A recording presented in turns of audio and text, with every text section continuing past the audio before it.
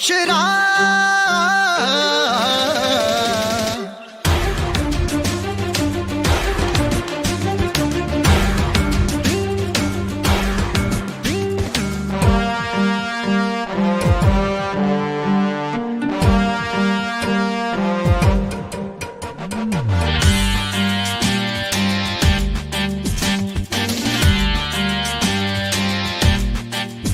अक्षरा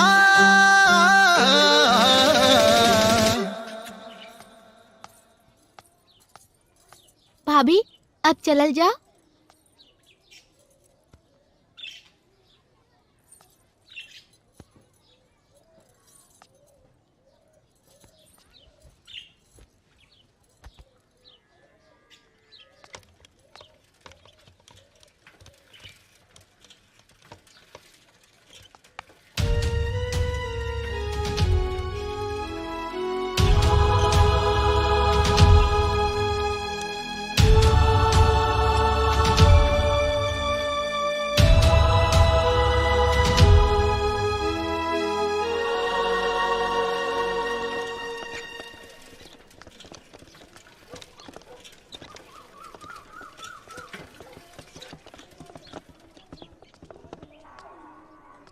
का भइल भैया? ई धनराज के पतोहिया हिया ना? हाँ दशरथ भैया, स्कूल के मास्टराइन है, लइकन के पढ़ावे जाता रहे। कान्हे पर बेग टांग के आ सीना उतान करके चले वाली तो बहुत मास्टरनी देखले बानी, लेकिन ऐसन सलीका के संस्कारी मास्टरनी पहले बेर देखत बानी। सही कहता रहा भैया। का किस्मत बा धनराज भैया के, जैसन संस्कारी उनकर बिटिया हिया घर में, ओइसने संस्कारी बहू भी मिल गई। भगवान करे ए परिवार के केहू के नजर ना लगे।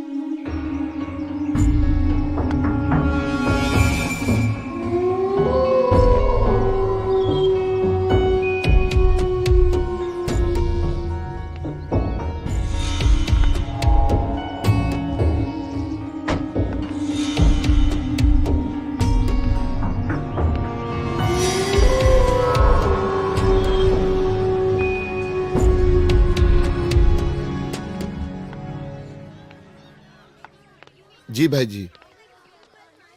नवोदय के एंट्रेंस एग्जाम की तैयारी में मात्र अब 3 महीने का समय रह गया है। तैयारी के लिए जो पोस्टर पोल पर लगाने के लिए बोले थे, काहे नहीं लगा है अब तक? बैनर पोस्टर छपा के आ गया है और हम आज से लगाना भी शुरू कर दिए हैं। अब की बार तैयारी की जो फीस है ना, उसे 20,000 बढ़ा दो। भाई जी, बढ़ल फीस से कहीं बच्चा लोग कम हो गया तब? आजकल के जमाना में स्वास्थ्य और शिक्षा ऐसा सेक्टर है जहां लोग अपनी औकात से ज्यादा खर्च करने को तैयार हैं। खुद एक शाम घर पर भूखले सूतेगा, लेकिन बच्चा को महंगा से महंगा स्कूल में पढ़ाएगा। तो आज पोस्टर लग जाना चाहिए। जी भाई जी।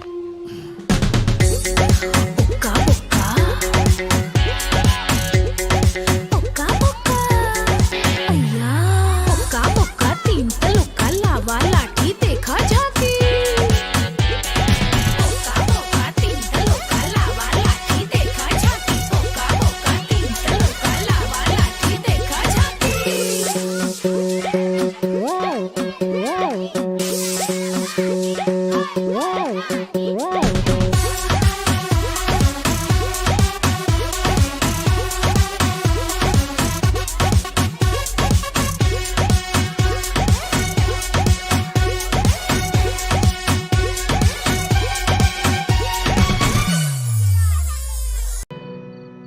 शिक्षिका खातिर ऐसे बढ़िया कोनो दूसर तोहफा नहीं हो सकत।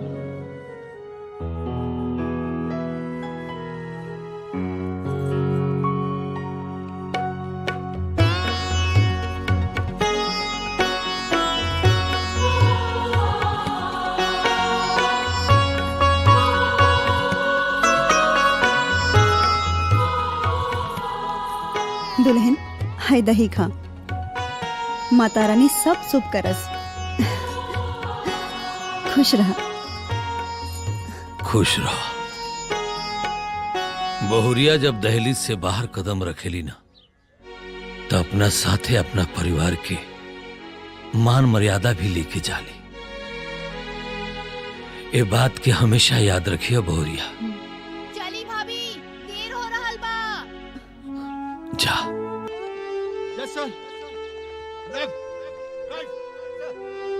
जय हिंद साहब। जय हिंद सर। जय हिंद। कौना बात के जश्न मन रहा बा?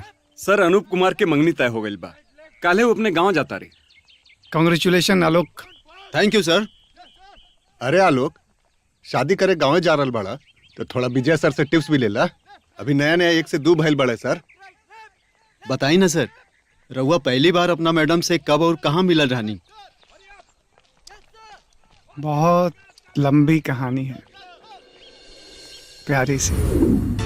भाई साहब जी, हमके जैसे पता चलल कि राउर बबुआ फौज में बाड़न, अरे हम रिश्ता खातिर तुरंते हाँ कर देनी। शिक्षक बेटी खातिर फौजी दामाद मिल जाओ तो एक बाप के एकरा से ज्यादा और का चाहिए। कुंदन बेटा। बाबूजी, बाबूजी, हमार बाबूजी। बैठी बैठी बैठी बाबूजी, बैठी ना। बबुआ एक बात बतावा, तो हर बहाली कहाँ बा? जी कश्मीर में। कश्मीर में कश्यप ऋषि के तपस्थली। बबुआ धरती के स्वर्ग जेकर सेवा करे के तहरा मौका मिलल बा, तो बहुत भाग्यशाली बाड़ा। जी कहतानी कि बचिया के देख लेती जा। आजकल जे लड़की देखे के चलन चलल बा, का रउआ लोगन के उ निमन लागेला?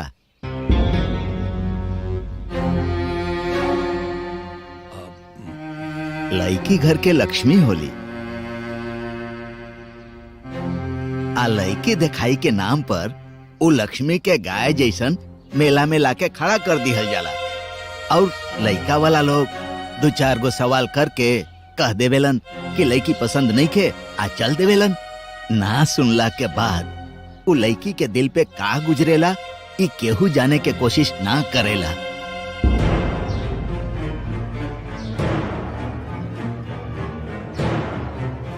हम नहीं चाहत कि हमार पोती के भी कोई तमाशा बनावे।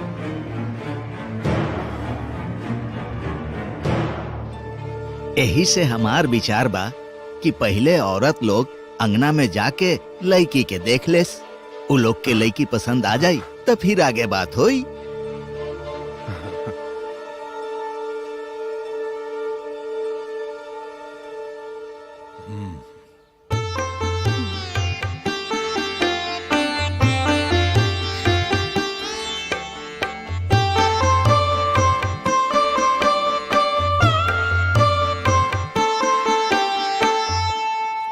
अरे बुझिया, पहले तू अपन होखे वाली भौजाई के मुंह देख ला ना।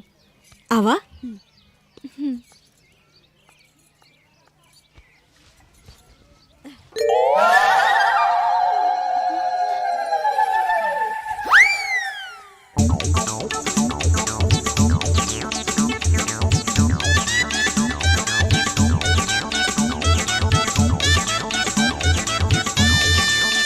कुछ ना माई, एक बार तू जाके देख ला।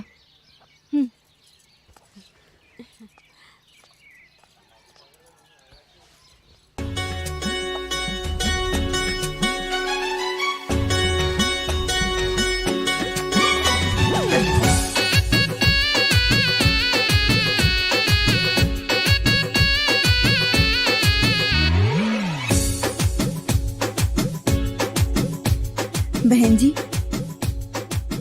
हमार होखे वाली पतो तो जितना सोचले रहने उससे कहीं ज्यादा सुंदर बिया। आज से अक्षरा खाली राउर बेटी नहीं थी बल्कि हमार होखे वाली पतो भी बड़ी।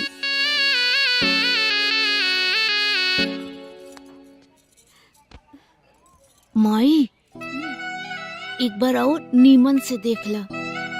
हम नीमन से देख ले बानी, तो के देखे के बाद तो जाके देख ला फिर।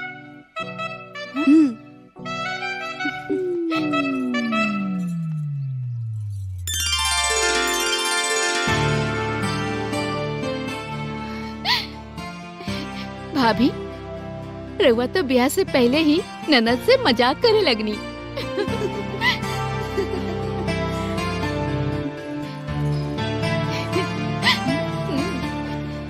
चला माई, चल के सबके खुशखबरी दिहल जाओ। हाँ अच्छा बहन जी, चलो। बबुआ ली। अरे आप लोग ली ना।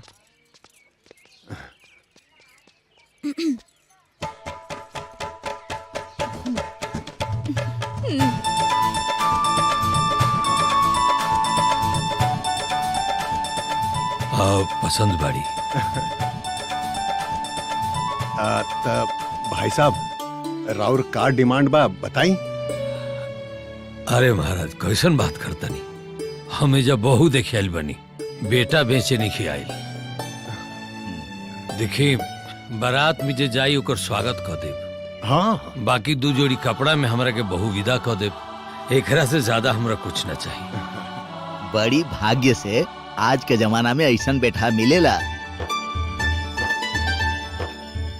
सोचा मत कुंदन, जल्दी से पंडित जी के बोला के दिन धरवा ला। जी जी बाबूजी। अहो भाग्य। अच्छा तब हमनी के चले के आज्ञा दी। अच्छा प्रणाम प्रणाम। जी प्रणाम। गजब भाग बा अपना फौजी भाई के, मंदिर में जाके भी देवी के दर्शन ना भई। भाई मर्दे, अगर फौजी भाई तैयार होकस तो हम काल है चोरी छिपे लेके दिखा सकेले। तू कैसे दिखा सको तेरा रवि? उनकरा पटदारी में हमरा ममेरी बहन के बियाह भइल बा। अच्छा। हम पिछले साल बहनी औरे गइल रहनी। हम उनकर बड़ा तारीफ सुनले बनी।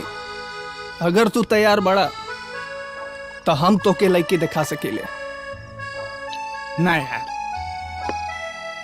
अगर उनका घर के लोग के पता चलो तो हमरा के छिछोरा सम। अरे ना ना कहो ना। उनकरा घर वालन के जनावे के जा रहल बा। हमनी के तो ओहिजे चलल जाई जहाँ मास्टरनी पढ़ावेली।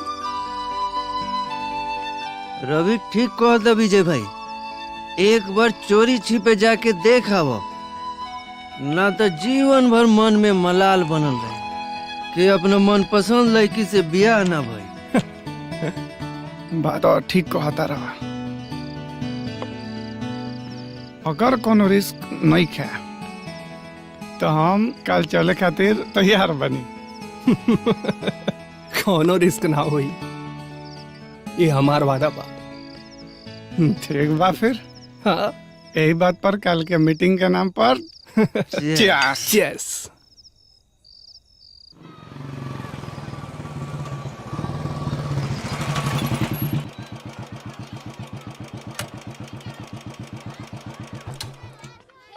यह स्कूल है। ए भाई बहुत डर लगता है यार, वापिस चले के कहा। तू अपना होके वाली मेहरारू से इतना डरा हुआ, सरहद पर दुश्मन के सामने कैसे करवाइए मर्दे।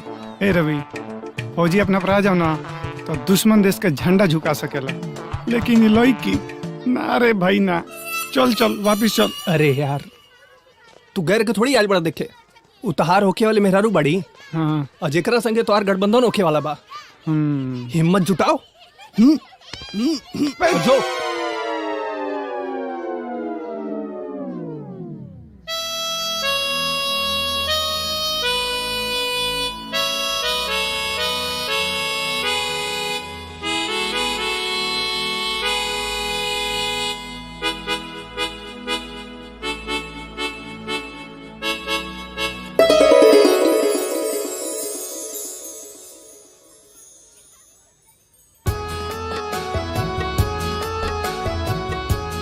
तो बोलो बच्चों मेरे साथ, मेहनत से घबराओ मत, मेहनत से घबराओ मत, आलस मन में लाओ मत, आलस मन में लाओ मत, कभी काम से जी न चुराओ, कभी काम से जी न चुराओ, काम करो और आदर पाओ। काम करो और आदर पाओ। अरे वाह, कितना अच्छा बोले। यही सफल जीवन का मूल मंत्र है।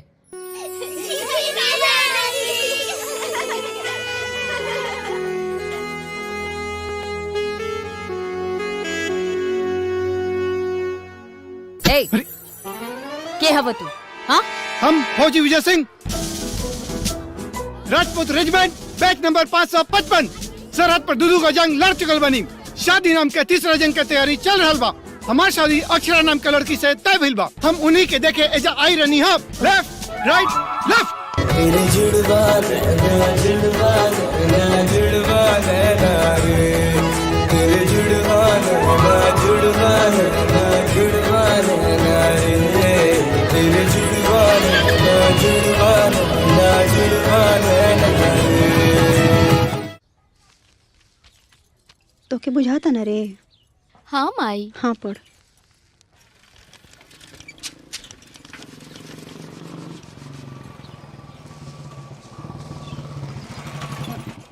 हाँ देखा भैया आ गए।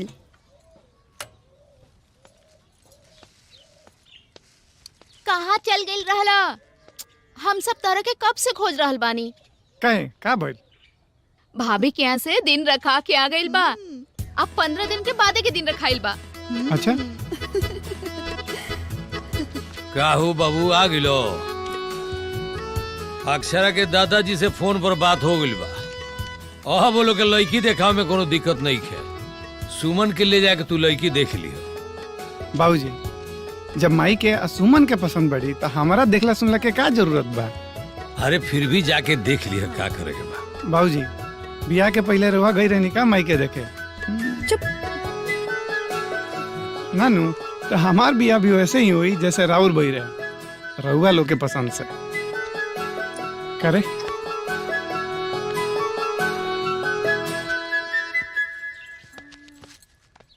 हमनी के बड़ा भाग्यशाली बानी जा कि भगवान ऐसन संस्कारी बच्चा हमनी के देले हैं। ना तो आजकल के लड़का लड़की कहाँ बाप महतारी के पसंद से ब्याह करते रहे सो। बाल बच्चा के कर हमन सन हमार। सुमन, हाँ? अब लड़की वाला के द्वार पर बारात ले जाए के तैयारी कर।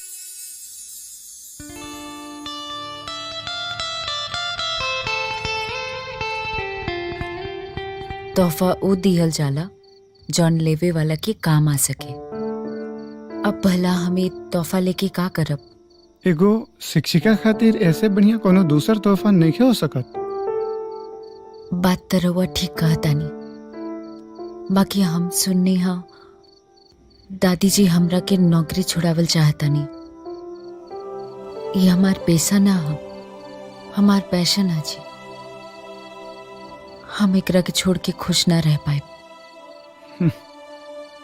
दादी ऊपर से सख्त जरूर है, लेकिन भीतर से उतने नरम। तो उनका बात के दिल पे मत लियल करा। सही समय देख के ए विषय में उनका से बात कही जाए ना। ओ मान जाइए ना। अरे मनी है, बस तू सही मौका पर अपने बात के मनवा लिया। लेकिन उससे पहले हमके मौका दे दो। ऐसे ही मुस्कुराता रहा।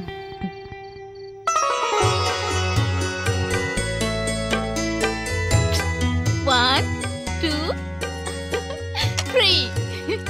ठीक से मिलाओ। हाँ हाँ। लिए भैया, कमान। शुरू कर रखे। भाभी की ना जीते दे। दुल्हन जीती। भैया। बड़ी दुल्हन जीती। भैया जीती। देख ली हाँ दुल्हन ठीक से। भैया जल्दी। आज तय हो जाई दुल्हन, खोज ला। भैया। दुल्हन खोज ला, हारे के नहीं खे। भाभी के नहीं खे जीते देवे के। चुप कर, बड़ी आई भैया की लाडली। देखिए हमार दुल्हन जीती है। दुल्हन जल्दी करा। नहीं भैया। दुल्हन। भैया, भैया जल्दी। अरे दुल्हन ठीक से। भैया जल्दी रउआ के जीते के बा। दुल्हन भैया जल्दी। प्लीज।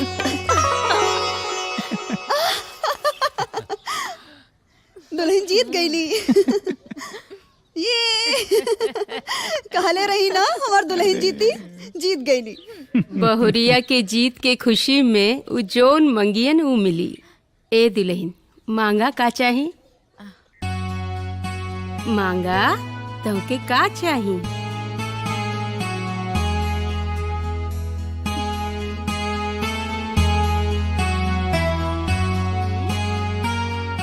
दादी जी हम स्कूल में पढ़ावे के चाहता नहीं।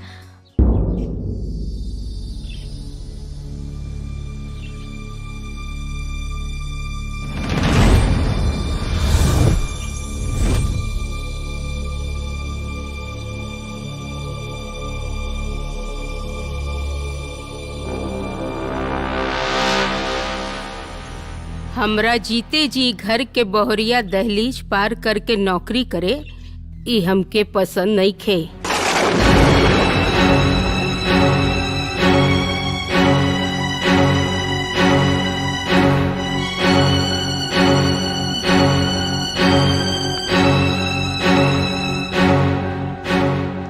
बेहतर होई कि ई बारे में केहू हमसे कौनो बात ना करे।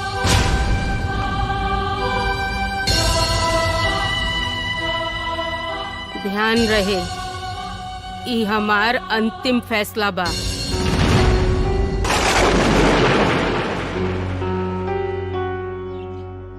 एगो बात बताई बाबूजी, अक्षरा ई जौन कुछ भी मांग रहल बड़ी ओके देवे में बुराई का बा?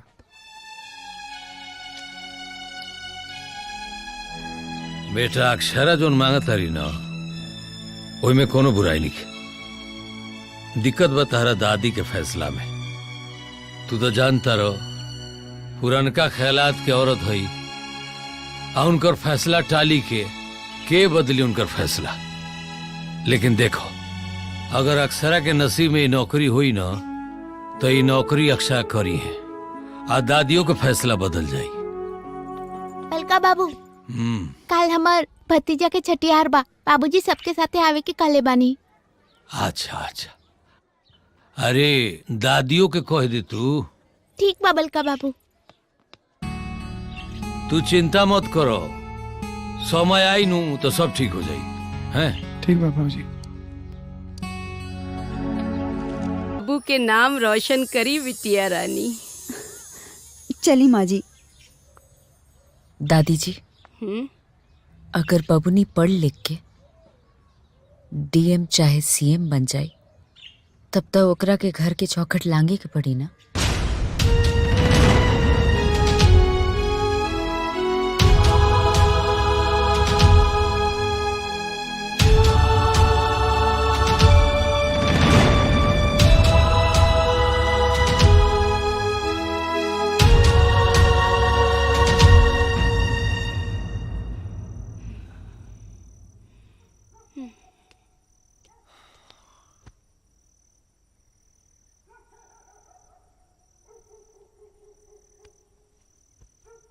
माई, हे माई,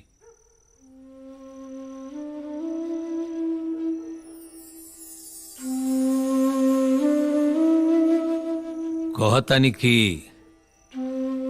दुल्हन कोनो गलत चीज थोड़े मांगतारी।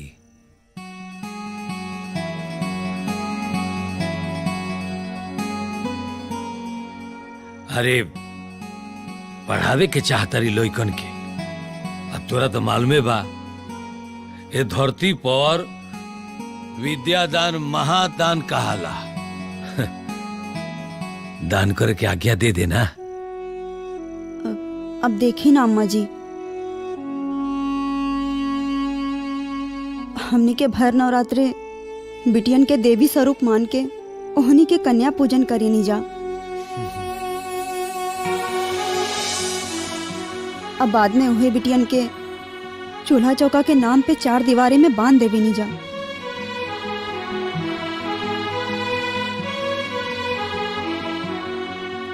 अब रवे सोची ना ई कैसन पूजन भइल। दादी,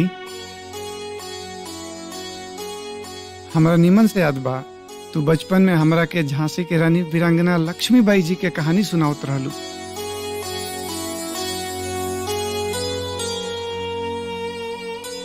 खूब लड़ी मर्दानी वो तो झांसी वाली रानी थी। तनिक सोचा, जौना झांसी के रानी के तू कहानी सुनावत रहलू उनका के भी कोनो चार दीवारी में बंद कर दिल गई रही तो आज उनकर नाम ले वाला केहू रही थे दुनिया में।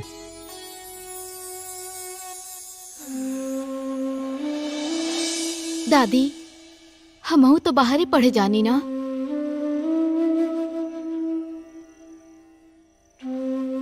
आज तक तू हमके कब्बो ना रुकलू, फिर आज ही घर की बेटी और पतों में इतना अंतर काहे?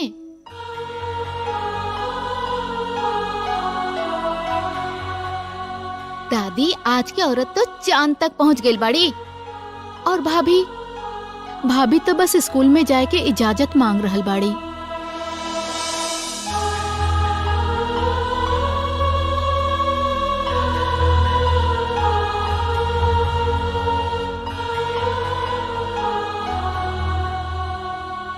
ठीक बा,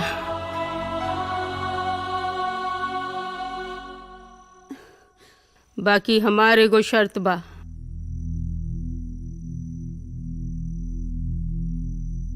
ई पढ़ावे तो जा सकेली, बाकी याद रहे इनका सर से पल्लू सरके के ना चाहिए।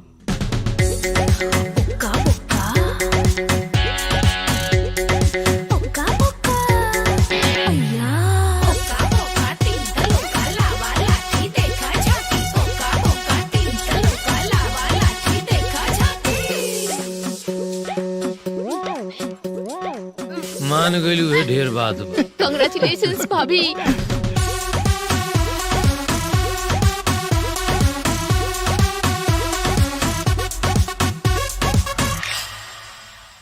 नया नया ब्याह हुआ है, बीबी से सेवा सत्कार करवाना चाहिए। कहाँ इनको नौकरी करवाने के फेरा में पड़े हुए हैं।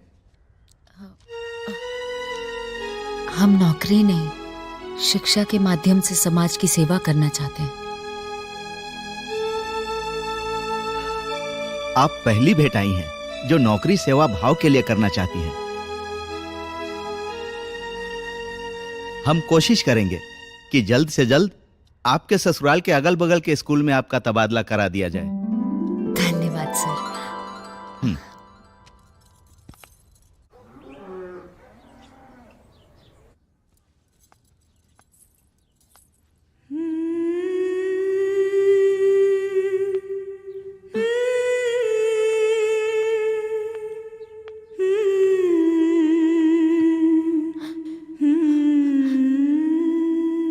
एगो फौजी के पत्नी के आंख में आंसू शोभा ना देला। जानता नहीं, लेकिन का करी, बीवी के दिलाना सब कुछ जानला के बाद भी जुदाई के वियोग सहे खातिर तैयार नहीं के। जज्बात के जंजीर में एगो फौजी के पांव मत जकड़ा। फौजी एगो परिवार के ना, पूरा देश के होला। घर अरे घर संभाले खातिर तू बाड़ू ना। आज से ही परिवार, अब परिवार के सब जिम्मेदारी सब तहार। हम जानते नहीं कि हमार पत्नी ये जिम्मेदारी उठावे में सक्षम बड़ी। चलो, ए देश के सरहद तारा सुहाग के अपने सेवा खातिर पुकार रहल बा। चला, हंस के विदा करा।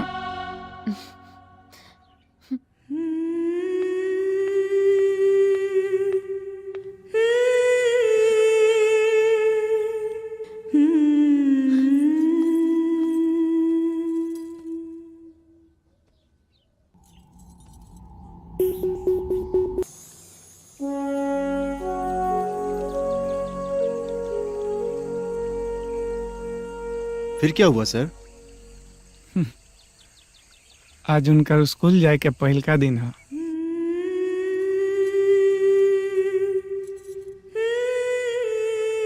ये पढ़ावे तो जा सकेली, इनका सर से पल्लू सरके के ना चाहिए।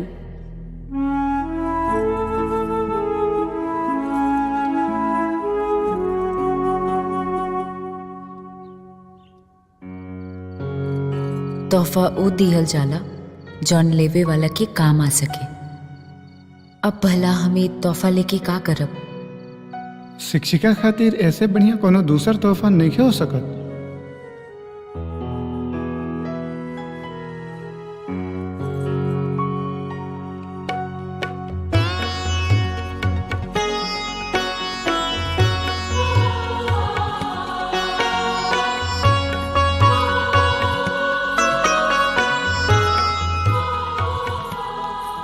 दुल्हन हाय दही खा, माता रानी सब शुभ करस।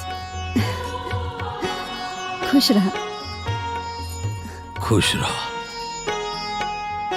बहुरिया जब दहलीज से बाहर कदम रखेली ना, तो अपना साथे अपना परिवार के मान मर्यादा भी लेके जाली। ये बात के हमेशा याद रखिए बहुरिया। चली भाभी, देर हो रहल बा। जा।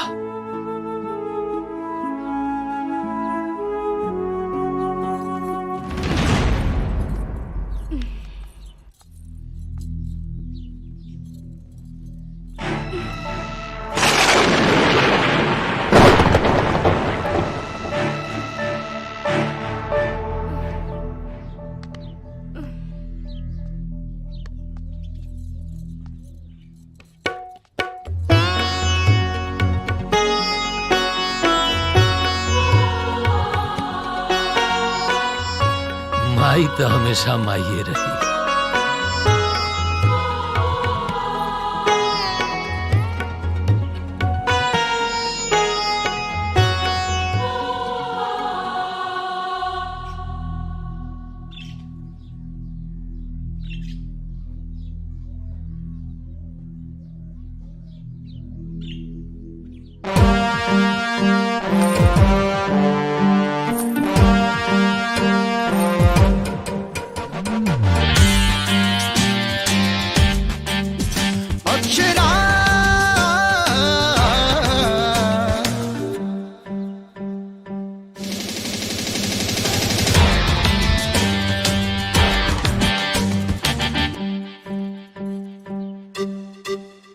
अक्षरा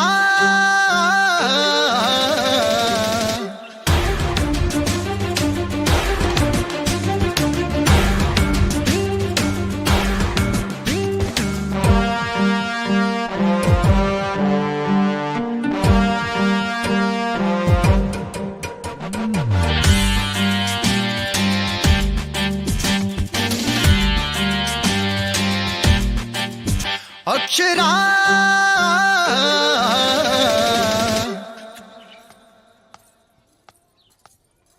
भाभी अब चलल जा।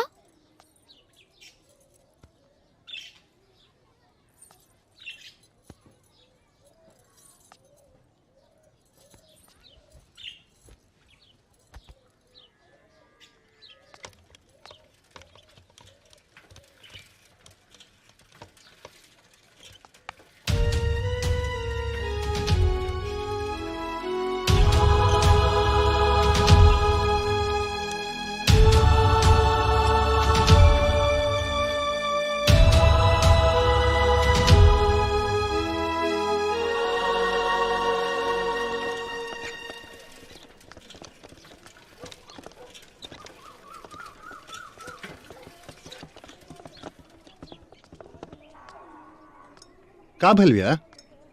ई धनराज के पतोहिया हिया ना? हाँ दशरथ भैया, स्कूल के मास्टराइन है, लइकन के पढ़ावे जाता रहे। कान्हे पर बेग टांग के आ सीना उतान करके चले वाली तो बहुत मास्टरनी देखले बानी, लेकिन ऐसन सलीका के संस्कारी मास्टरनी पहले बेर देखत बानी। सही कहता भैया। का किस्मत बा धनराज भैया के, जैसन संस्कारी उनकर बिटिया हिया घर में, ओइसने संस्कारी बहू भी मिल गई। भगवान करे ए परिवार के केहू के नजर ना लगे।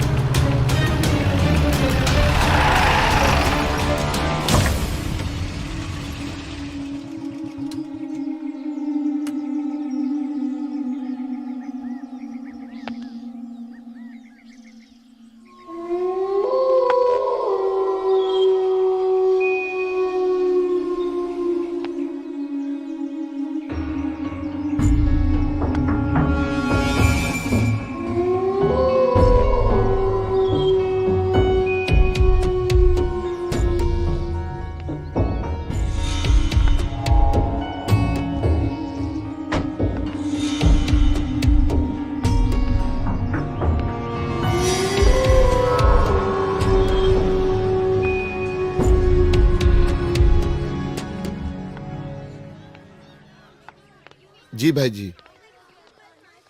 नवोदय के एंट्रेंस एग्जाम की तैयारी में मात्र अब 3 महीने का समय रह गया है। तैयारी के लिए जो पोस्टर पोल पर लगाने के लिए बोले थे, काहे नहीं लगा है अब तक? बैनर पोस्टर छपा के आ गया है और हम आज से लगाना भी शुरू कर दिए हैं। अब की बार तैयारी की जो फीस है ना, उसे 20,000 बढ़ा दो। भाई जी, बढ़ल फीस से कहीं बच्चा लोग कम हो गया तब? आजकल के जमाना में स्वास्थ्य और शिक्षा ऐसा सेक्टर है जहां लोग अपनी औकात से ज्यादा खर्च करने को तैयार हैं। खुद एक शाम घर पर भूखले सूतेगा, लेकिन बच्चा को महंगा से महंगा स्कूल में पढ़ाएगा। तो आज पोस्टर लग जाना चाहिए। जी भाई जी।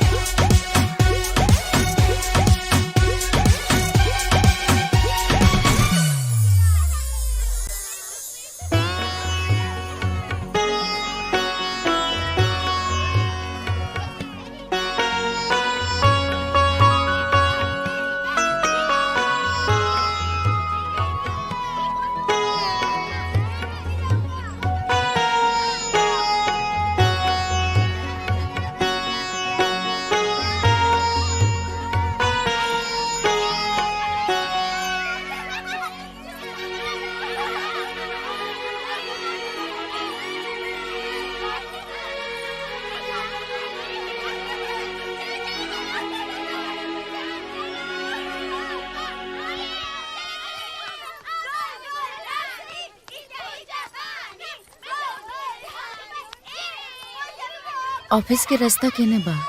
एने बा। आई आपके लिए चली चली आई।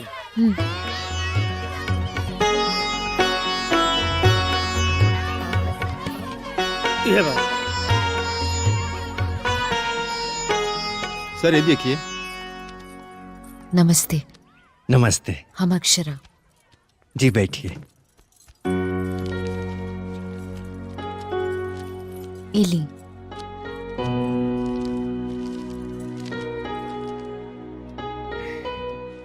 चलिए, देर से ही सही, कम से कम सरकार केहू के तो यहाँ भेजा। जानती हैं, 3 साल पहले तक यहाँ 5 गो स्टाफ था और उसमें 2 जने के तो तबादले हो गया, 1 जने रिटायर कर गए। अब हम ही 2 जने मिल के आई पूरा स्कूल को चला रहे हैं, हम और ईर शास्त्री जी। लेकिन अब आप आ गई हैं ना, तो चलिए 2 से 3 भला। ए शास्त्री जी, रजिस्टर दीजिए मैडम को।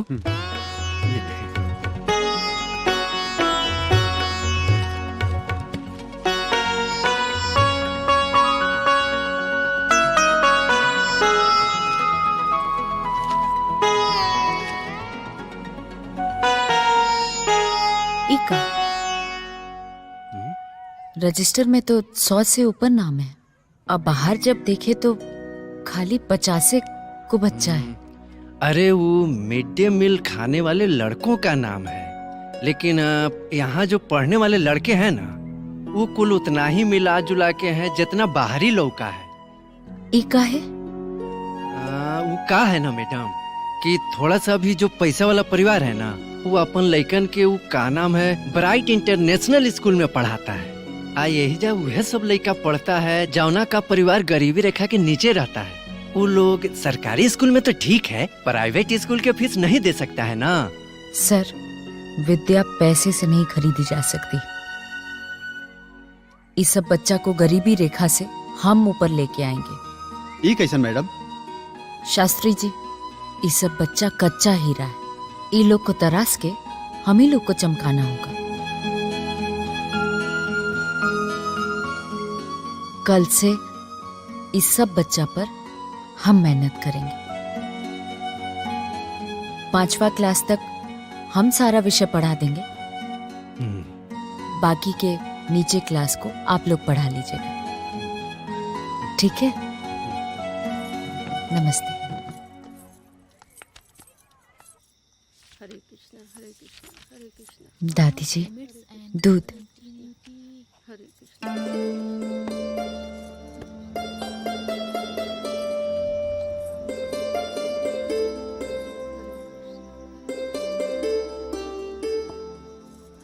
सुमन, इला दूध पीला।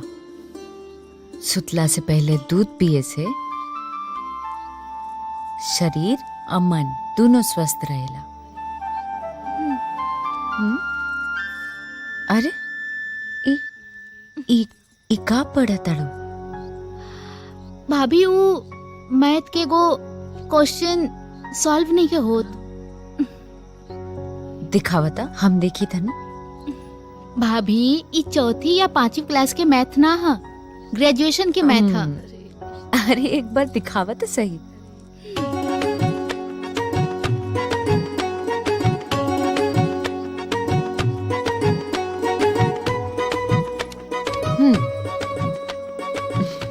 A² + B² + 2AB।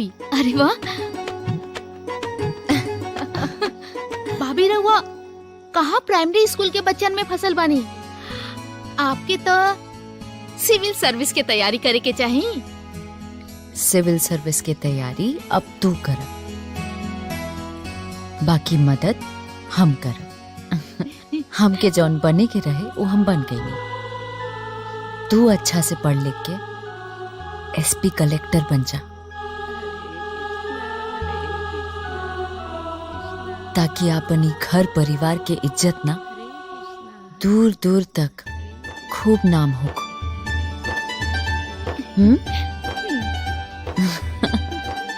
ठीक बा, तू पढ़।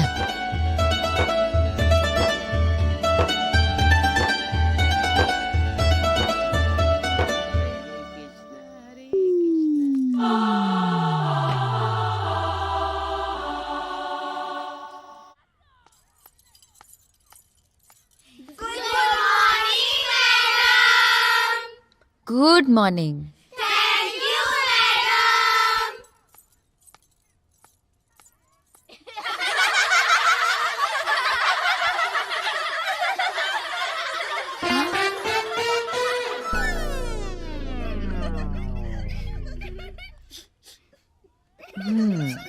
हमें किताब से नहीं दिमाग से पढ़ना है।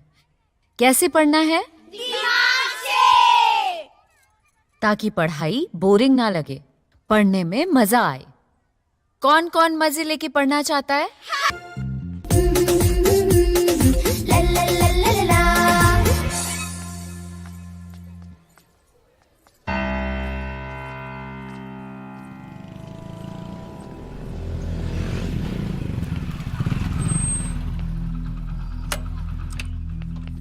का भइल?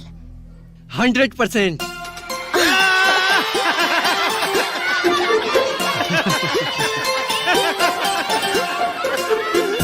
आपका पढ़ाया सारे बच्चों का सिलेक्शन नवोदय विद्यालय में हो गया है। हे भगवान। विनोद प्रधान हाय हाय। विनोद प्रधान हाय हाय। विनोद प्रधान विनोद प्रधान मुर्दाबाद। विनोद प्रधान हाय हाय। राइट इंटरनेशनल स्कूल बंद करो, बंद करो। शांति रखिए जरा, मर्यादित रहिए। यह किसी पॉलिटिकल पार्टी का कार्यालय नहीं जहां आप जिंदाबाद और मुर्दाबाद के नारे लगाएंगे। ये स्कूल है तो इसकी गरिमा बरकरार रखें। ये बात तो हमनियो जानते नहीं प्रधान जी, लेकिन शायद रउए भुला गइल बानी। हमनियो अपन पेट काट काट करके नवोदय तैयारी के नाम पे रउआ स्कूल में मोटा फीस बनी, और का भइल? रिजल्ट आयल 30%। और वहीजा खैरात में पढ़ल प्राइमरी स्कूल के बच्चन के रिजल्ट आई 100%। अगर ऐसे चलत रहल तो हमनी अपन बच्चा लोग के यहीं से नाम कटा के वहीं नाम लिखा दे। किसी को कहीं जाने की जरूरत नहीं है। सुना? जी भाई जी। जिन जिन बच्चों का नवोदय विद्यालय में नहीं हुआ उनकी फीस 50% वापस कर दो। है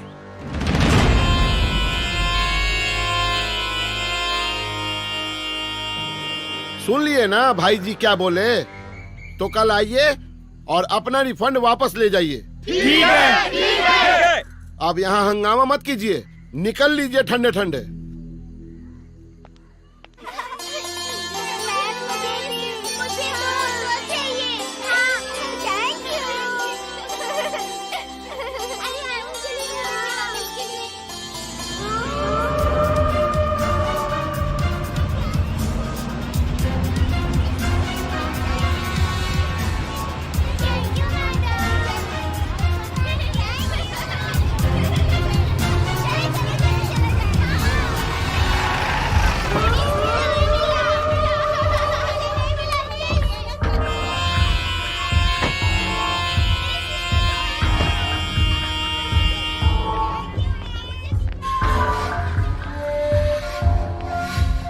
कांग्रेचुलेसन मैडम जी। अरे आपने तो पहले ही गेंद पे छक्का मार दिया। बहुत बहुत बधाई हो। अरे हम तो अपना इंट्रोडक्शन ही देना भूल गए। हम हैं विनोद प्रधान, ब्राइट इंटरनेशनल स्कूल के एमडी। जैसे ही आपके सफलता के बारे में खबर लगी हम दौड़े चले आए। अच्छा कर रही हैं आप, लेकिन ये जगह आपके लिए नहीं बनी है। अरे कहां इन टुचपुजिया विद्यालय में आप अपने प्रतिभा को खपा रही हैं।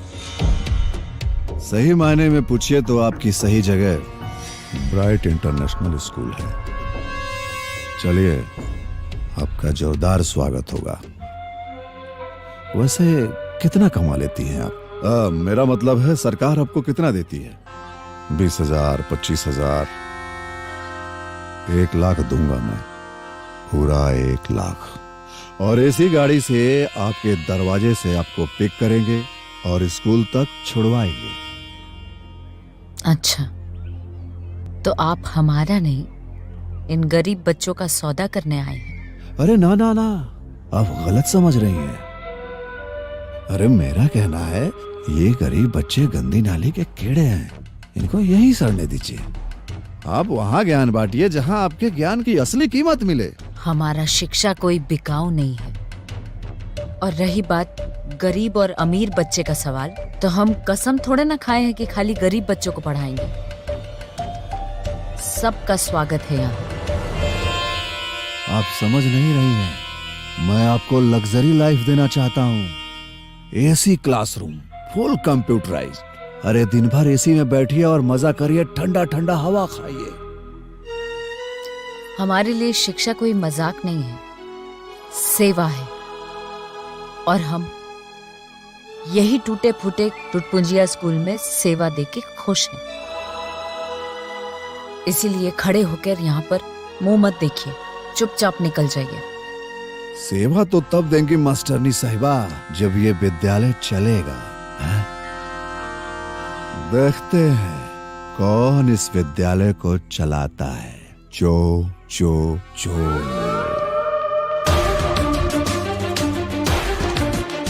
अक्षरा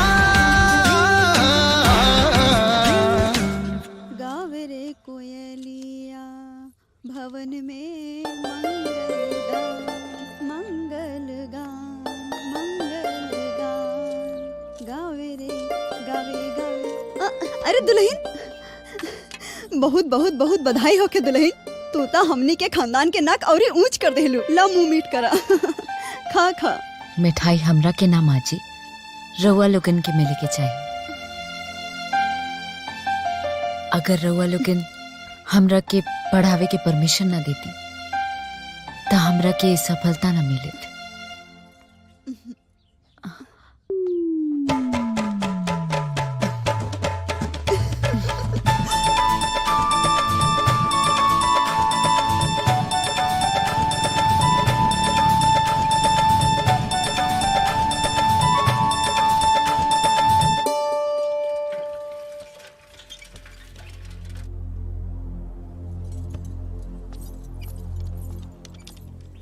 अरे आप लोग बहरी काहे खड़ा है? मैडम ये देखी स्कूल बंद खेले के नोटिस लागल बा।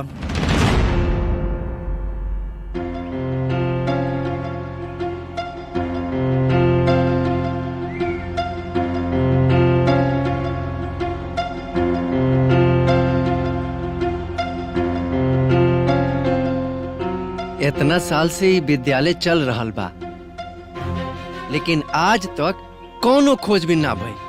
आज अचानक से कि अगर इस स्कूल में कोनो विकट परिस्थिति हो गया तो मेडिकल का कोनो उपाय नहीं है, आग लगल तो फायर सेफ्टी के कोनो उपाय नहीं खे, अब बच्चन खातिर अच्छा शौचालय के व्यवस्था नहीं खे, कुछ भी अनाप शनाप बात करके इल्जाम लगा के स्कूल के बंद करे के नोटिस चिपका देवल गइल बा।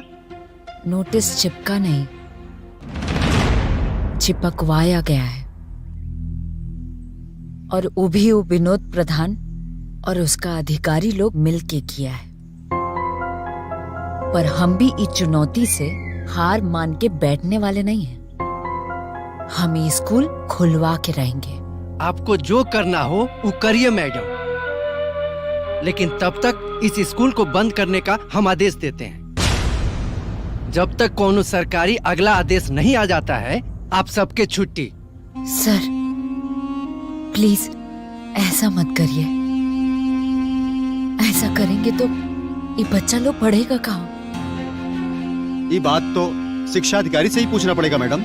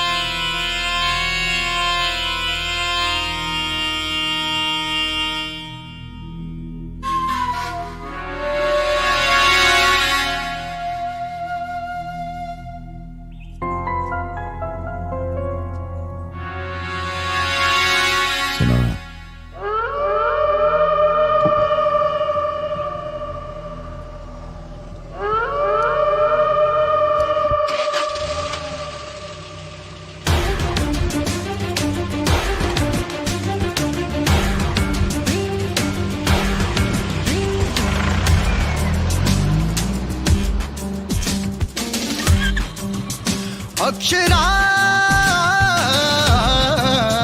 ये सब का है सर? कानूनी अड़चने हैं जिसमें फंसाकर विद्यालय को बंद कराने का साजिश रचा गया है।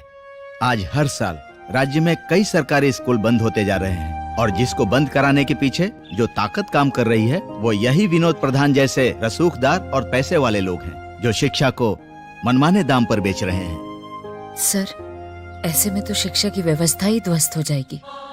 पैसे वाले शिक्षा पर कब्जा कर लेंगे और गरीब बच्चे आजीवन अशिक्षित रह जाएंगे। ऐसा हम होने नहीं देंगे, आप हम पर भरोसा रखिए। फिलहाल कई विभागों का मामला है, क्लियरेंस लेने में देर लगेगी, तब तक आप लोगों को विद्यालय बंद रखना होगा।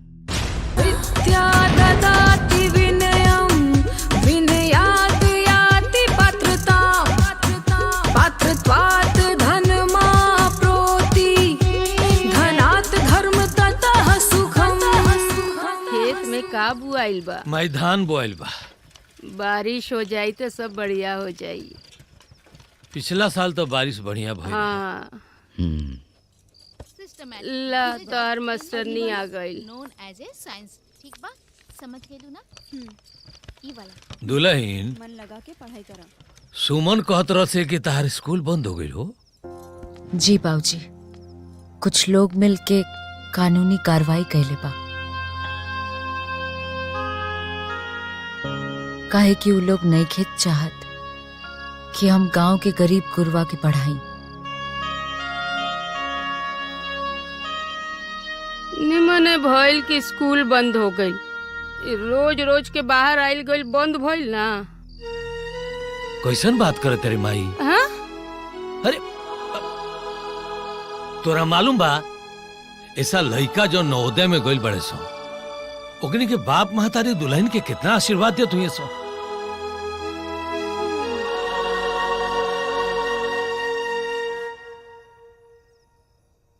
अब तू क्या करबू दुल्हन? कुछ ना कुछ तो जरूर करो बाबूजी। अंधेरे में विद्या का दीपक जलाऊंगी, उजाली की दुनिया में सबको ले आऊंगी। हमारा देश भारत, जहां मुफ्त शिक्षा प्रदान की जाती है, नालंदा तक्षशिला जैसे अनेकों विश्वविद्यालय जहां ज्ञान की रोशनी प्रदान करते हैं। योग्य गुरुओं की शिक्षा से हमारे देश को कहीं न कहीं विश्व गुरु के नाम से भी जाना जाता है। लेकिन आज की शिक्षा ये कहाँ आ गई है, जहाँ पर इसे व्यावसायिक रूप में पेश किया जा रहा है।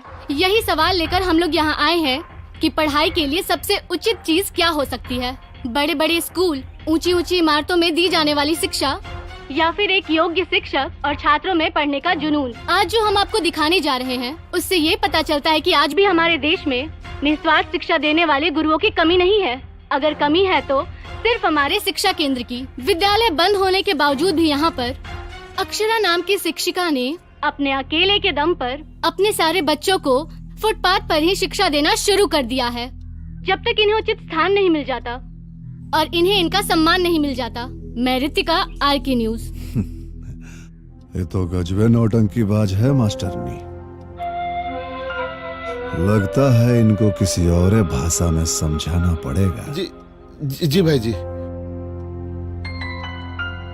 वैसे ही क्लास लगाई कहाँ है?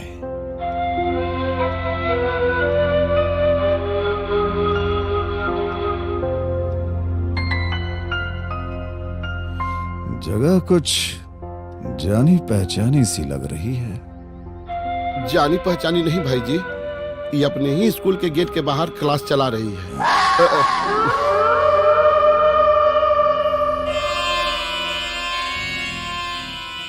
दिमाग खराब हो गया है तुम लोगों का। अबे तुम लोग वहां क्लास लगाने कैसे दिए? अभी के अभी वहां बन्ने खान को भेजो और उस क्लास को वहां से हटवाओ। जी भाई जी।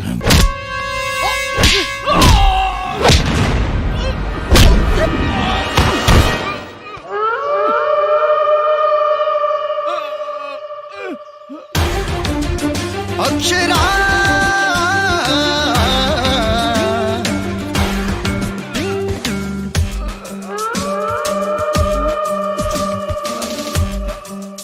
अक्षरा समझा दे अपना ये पालतू कुत्ता लोग के। अगला बार हमरा क्लास के आस पास भी ना भटके, ना तो ए बार समझा के छोड़ रहे हैं। अगला बार कूटते कूटते थाना तक लेके जाएंगे। अरे वाह मैडम जी, हम तो आपको खाली टीचर ही बूझे थे, लेकिन आप तो फाइटर भी निकली है। मजा आएगा आपके साथ खेलने में,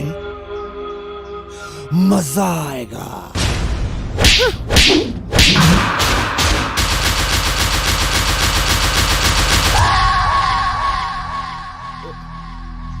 टीचर हैं तो पढ़ाना आता है हमको, लेकिन जरूरत पड़ने पे ना अस्त्र शस्त्र उठाना भी आता है हमको। ए बेर खाली थप्पड़ मारे हैं ना,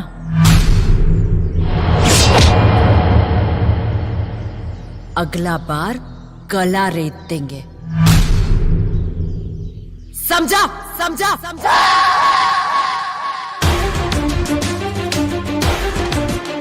अक्षरा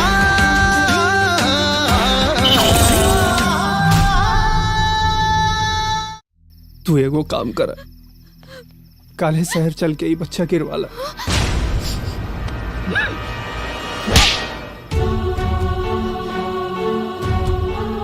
बच्चा गिरौला के मतलब? अब हमने पाप कइले बानी, जबकि पाप ना हमने के प्रेम है।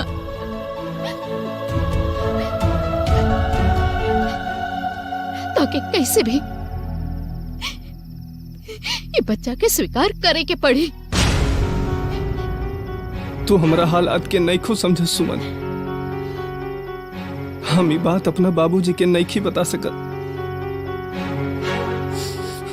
उना हार्ट की बीमारी है उनके, वो सुनी है तो मर जाई है सुमन। तू अपने घर में ये बात नहीं खा बता सकत, और हम बहुत दिन तक अपन पेट नहीं छुपा सकत।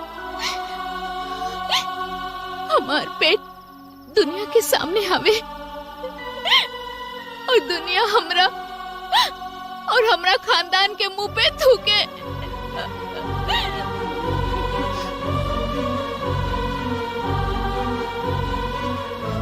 इससे पहले हम तो के भी मार दे और खुद भी मर जाए। तू ऐसे ना करबू सुमन, तू ऐसे कुछ ना करबू सुमन। हमके थोड़ा वक्त दे दा, हम अपना परिवार से सब बात बता के इस सिचुएशन के हैंडल कर ले। बस कुछ दिन और, बस और कुछ दिन।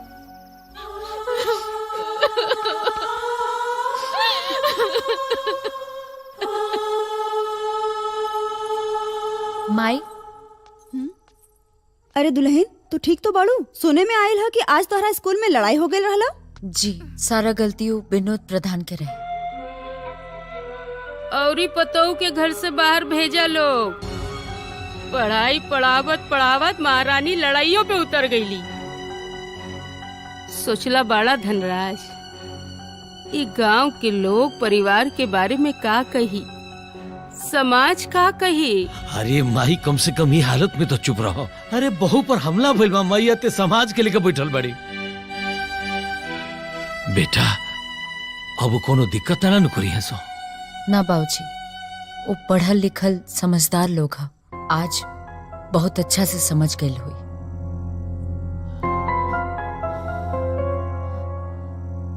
सुमन कहाँ बाड़ी? लाइन कट गइल बा, यही से मंदिर गइल बिया। जी। ला, फिर चल गई।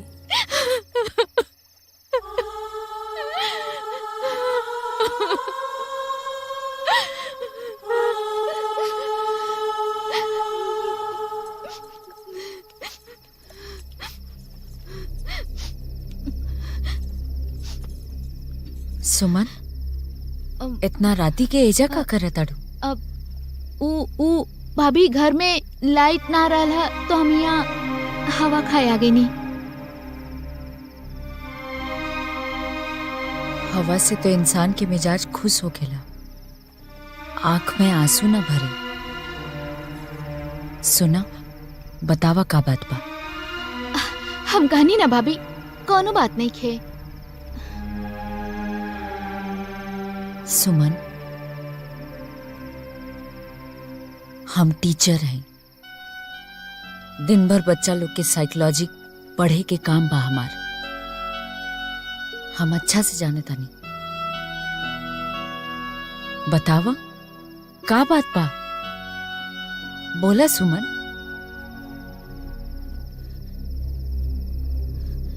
अरे भाभी, भाभी हम पेट से बानी। हमसे बहुत बड़ा भूल हो गई बा। एकरा के तू भूल कहता है? हाँ,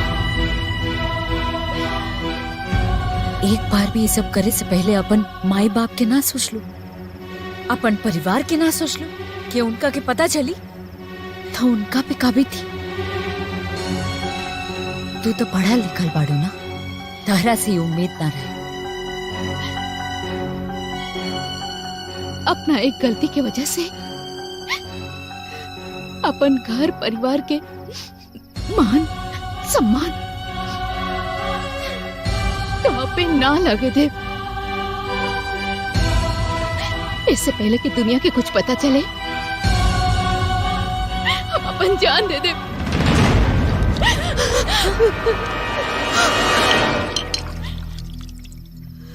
सपना में भी सब सोच लू तो मारब एक थप्पड़ खींच के।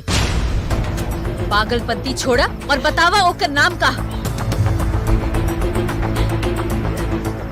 रवि। रवि? ताहर भैया के दोस्त? हाँ भाभी।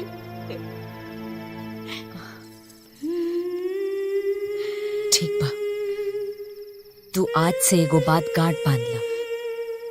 आज जौन भी कुछ भइल उ तहरा और हमरा के बीच में रही, केहू के पता न चले। और एगो और बात, आज से तू उदास रहल छोड़ दा, काहे कि उदासी ऐसन चीज होला ना कि सबके सब कुछ पता चल जाला। तू हमरा ऊपर सब कुछ छोड़ दा, हम सब ठीक कर दे। भाभी।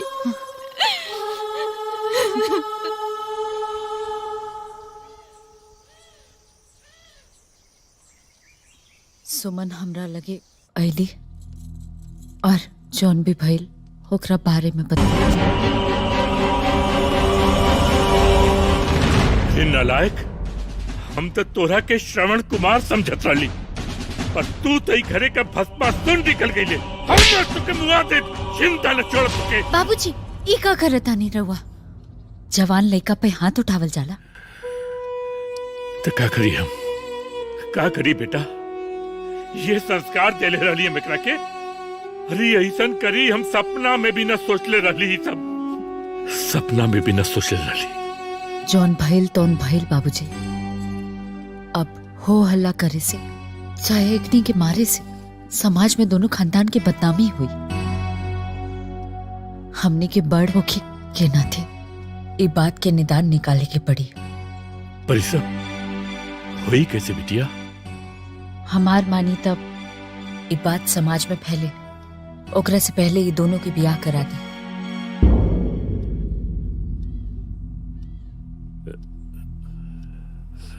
ठीक बा, तू जैसन कबू हम वैसे ही करब, लेकिन बस एक खानदान का बदनामी न होके की चाहिए। धन्यवाद बाबूजी। हम काल्हे अपन ससुर जी के रुआ से बात करे खातिर भेजब। बाकी एगो निवेदन बा का? उनका के तनिको कोनो बात पता न चले के चाहिए, ना तो हमनी के परिवार की इज्जत मिट्टी में मिल जाए। वाह बेटा, आज की जमाना में अपने परिवार के मान सम्मान के परवाह करे वाला औलाद कहाँ मिलेला।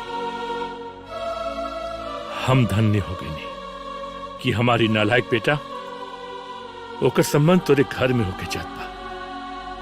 एक काम करे, तो अपने ससुर जी के भेज दिए, हम उनकरा से बात कर ले। और रवि का भी सिलेक्शन आर्मी में हो गई, ओकरे ट्रेनिंग में जाए के पहले ही हम ओकर बियाह कर दे। ठीक बा बाबूजी, हम चलत हन। खुश रह बेटा, खुश रह।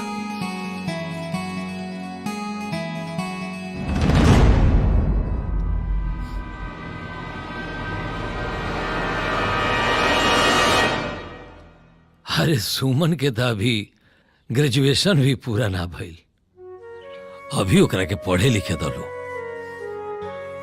बाद में ओकरा ब्याह के बारे में सोचल जाई। पढ़ाई लिखाई के ब्याह शादी से का लेना देना बाबूजी। सुमन के अगर पढ़े के हुई तो वो अपना ससुराल जाके भी पढ़ सकेली। हम तो खाली इतने कहे के चाहता नहीं कि ऐसन रिश्ता बड़ा भाग से मिलेला। और तो और रवि की बहाली आर्मी में हो चुकल बा, और वो लोग अपना घर के बहू सुमन की बनावे के चाहता लोग। हमने के शादी जल्द से जल्द तय कर देवे के चाहिए।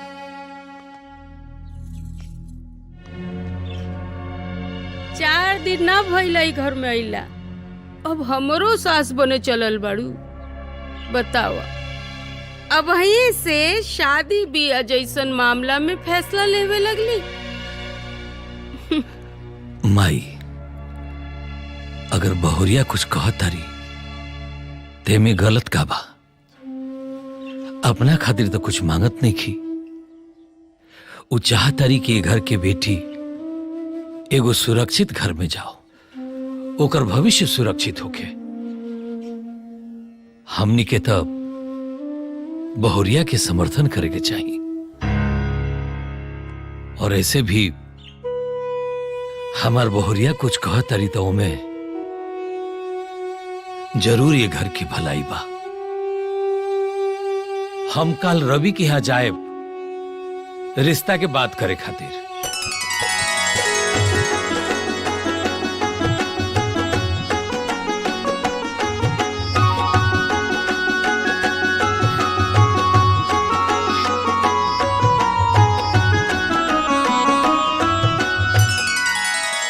हमके ना ई बात का बहुत खुशी बा कि जेकरे घर का बहू इतना संस्कारी और समझदार बिया, वो घरे के लड़की कितना संस्कारी हुई।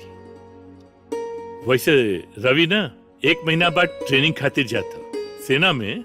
अच्छा। तो हम चाहते कि ओकरा जाए के पहले ही शादी ब्याह का संस्कार निपटा दे। आप बिल्कुल चिंता मत करी, बस आशीर्वाद दे के लड़की के विदा कर दी और हमरा के कुछ न चाहिए। वाह भैया, आज के जमाना में रउआ ऐसन बेटा भी बालो बड़ी भाग्य की बात बा। ना तो रउआ तो जानते बानी ए घड़ी लड़किन के ब्याह कल कितना मुश्किल बा। हमरा सब मंजूर बा, रउआ जौन कहब, बस एगो बढ़िया दिन उतरवा ली। ठीक है, हम काले पंडित जी से बात कर ले। लेकिन हाँ, मुंह तो मीठा करे के पड़ी बात पाई। अच्छा अच्छा।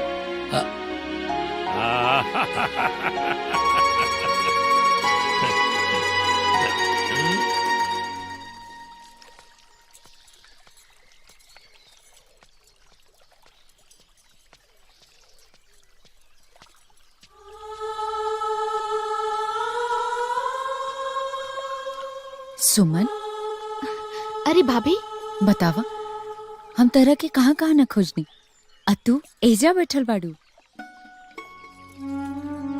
सुमन, हम काले रहने ना, हम सब ठीक कर दे। बाबूजी रवि के पापा से बात करके आयल बानी। अब 20 दिन बाद ही के बियाह के दिन रखाइला। सच भाभी? भाभी हमके तो लगत रहला कि हमार एक गलती की वजह से आप सबके दुनिया के सामने शर्मिंदा होके के पड़ी। लेकिन भाभी, आप तो हमने सबके लाज बचा लेनी। बचौती कहे ना, ताहर भैया हमरा के जिम्मेदारी दे के गए बाड़े, और उस जिम्मेदारी से हम पीछे कैसे हटब। अब बात बहुत हो गई, चल बहुते काम बा।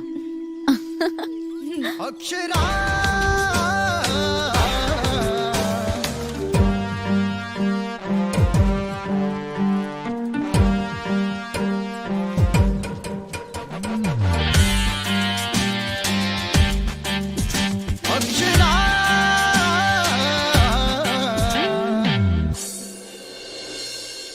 अपना हर बाजी के पलट देती हूँ मास्टरनिया। अब तो अपने नंदी के ब्याह तय के धरस कुछ ऐसा करी वो भी हाथ उठ जाए, ओकर के मन भी टूट जाए। शादी भी टूटेगा और उसका घमंड भी टूटेगा। सर, लेकिन एक बात हमको समझ में नहीं आ रहा है कि जब लड़का वाला भी तैयार है और लड़की वाला भी तैयार है, तो ये शादी टूटेगा कैसे? ये सब तुम हम पर छोड़ दो। शादी तो जरूर टूटेगा और उसके बेइज्जती का दंश पूरे परिवार को झेलना पड़ेगा। जिंदगी नर्क से भी बदतर बना देंगे।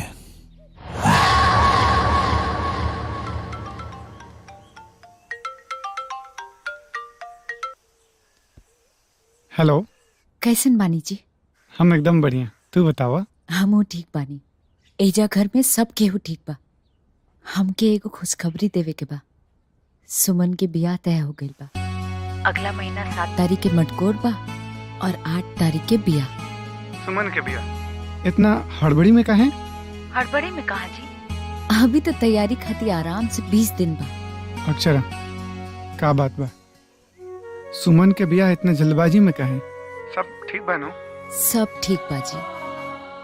रउआ ई ना पूछब कि सुमन के बियाह केकरा से होता? रवि से। का? हमार दोस्त रवि? हाँ जी। और रवि के फौज में बहाली हो गई बा। रउआ बताई, हमरा ऊपर भरोसा बा ना? अपना आप से भी ज्यादा।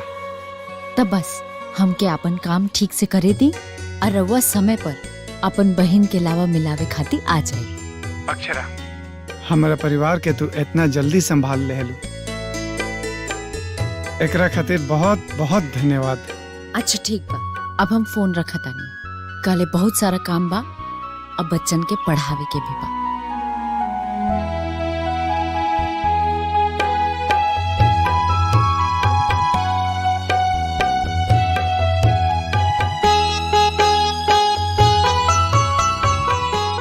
तो बोलो बच्चों मेरे साथ, अक्षर अक्षर हमें सिखाते, शब्द शब्द का अर्थ बताते, कभी प्यार से कभी डांट से, जीवन जीना हमें सिखाते। अरे सर प्रणाम। प्रणाम प्रणाम। आप यहाँ? एक खुशखबरी है अक्षरा जी आपके लिए। सारे विभाग से क्लियरेंस सर्टिफिकेट मिल चुका है। आप हेडमास्टर साहब को खबर भिजवा दीजिए। बहुत बहुत धन्यवाद सर, आपका आभार रहेगा। अरे आभारी तो हमें आपका होना चाहिए। जिस जमाने में लोग सरकारी स्कूलों को छोड़कर प्राइवेट स्कूल और कोचिंग की तरफ रुख करते हैं, उस जमाने में आप जैसी शिक्षिकाओं की वजह से सरकारी स्कूलों के प्रति लोगों का विश्वास बढ़ा है। और हम भला इस विश्वास को कैसे टूटने देंगे? अच्छा चलते हैं। अरे हाँ, सरकार से आपके विद्यालय को अनुदान दिलाने के लिए भी सिफारिश करेंगे। प्रणाम। मंटू जी, स्कूल वापसी की तैयारी कर। अब बच्चा लोग, अब हमनी के आपन स्कूल में फिर से जाइल जाए। बुक्का बुक्का। हम तो आपको बहुत बड़ा खिलाड़ी समझ रहे थे, लेकिन आप तो एक नंबर के डरपोक निकले। हाथ पे हाथ धक बैठे हैं, पता नहीं कौन मुहूर्त का इंतजार कर रहे हैं। और मुस्टाइन गोल पे गोल मारी जा रही है। अपना एगो स्कूल भी खुला ली, मतलब समझ रहे हैं ना? उसका एगो और जीत और आपका एगो हार।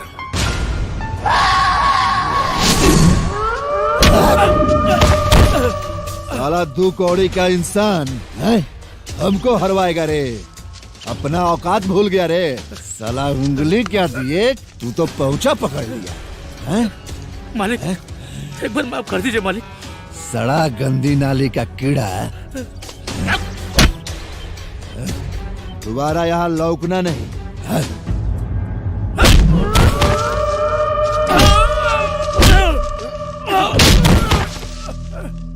भाई जी से जवान लड़ाता है।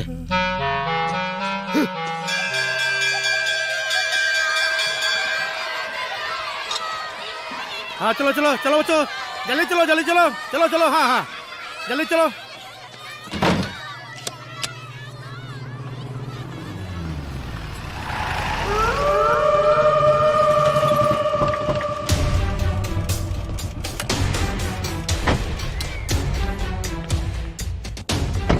नमस्कार मास्टरनी जी। अरे भाई, जब से आप यहाँ आई हैं, सफलता पे सफलता हासिल करते जा रही हैं। बताइए, हमारे तमाम कोशिशों के बावजूद भी आपने अपना स्कूल खुलवा ही लिया। और सुने हैं कि घर में मांगलिक कार्य भी हो रहा है। अब ननद के ब्याह में तो आप सबको बुलाइएगा, खाली हमको छोड़कर। तो भाई, अब ब्याह का भोज तो हमको मिलेगा नहीं, इसीलिए सोचे हैं कि आपके साथ मिठाई खाकर अपना आज ही अरमान पूरा कर लें। अच्छा हाँ, ब्याह से याद आया, जिस लड़कवा से आपके ननद का ब्याह हो रहा है वो कहीं लापता है? कहीं ऐसा तो नहीं कि वो लड़का जानबूझकर आपकी ननद को छोड़कर भाग गया? अब क्या करेंगी मास्टरनी जी? भाई हमको तो बड़ी तकलीफ हो रही है सोच के कि अब क्या करिएगा। हैं? जब ब्याह आपका कट जाएगा तो दुनिया तो आप पर थूकेगी। विनोद प्रधान, शांति, जोर से मत बोलिए। जोर से बोलिएगा तो गला बैठ जाएगा, और बैठे गले से ना आप बच्चों को पढ़ा पाएंगी और ना ही अपने परिवार को समझा पाएंगी। और अब तो आपको रवि के भी परिवार को समझाना है। वहाँ तो अलगे कोहराम मचा हुआ है, जाइए वहाँ देखिए क्या कोहराम मचा हुआ है। भागो मास्टरनी जी भागो। भागते भागते तुम्हारे चप्पल के साथ साथ तुम्हारा इज्जत ना घिसवा दिया तो हमारा नाम विनोद प्रधान नहीं। अरे आपने मिठाई तो लिया ही नहीं मास्टरनी जी।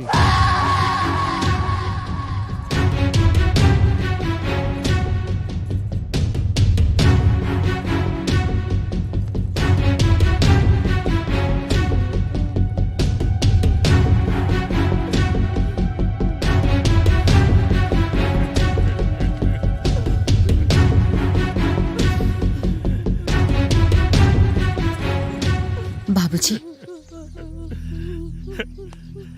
हे बेटा, रवि का अपहरण हो गइल बा। अपहरणकर्ता का फोन भी आल रहे, लेकिन दोनों फिरौती भी न मांगत रहे, न कोनो मकसद बतैलस। हमरा के कुछ समझ में नहीं किया हुआ था। हमके बहुत डर लगा था कि हमरा रवि के साथ कुछ हो न जाए बेटा।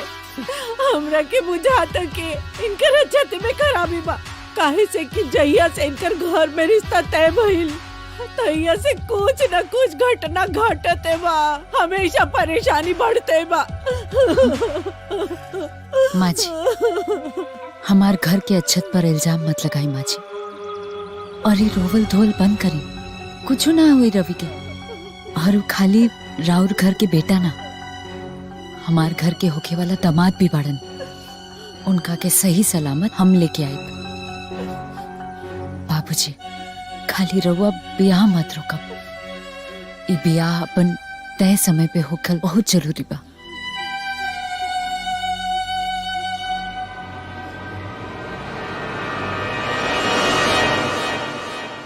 आप तो वह प्राइमरी स्कूल के मास्टरनी जी है ना जी, जिसका पढ़ाया हुआ हर बच्चा लोग इस साल नवोदय विद्यालय में सेलेक्ट हुआ है।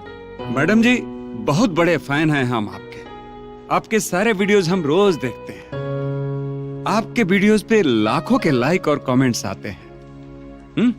या यूं कह ले कि ट्रेंडिंग स्टार अगर कहा जाए तो आप ही को कहा जाए। तो बताइए, क्या सेवा करें हम आपकी?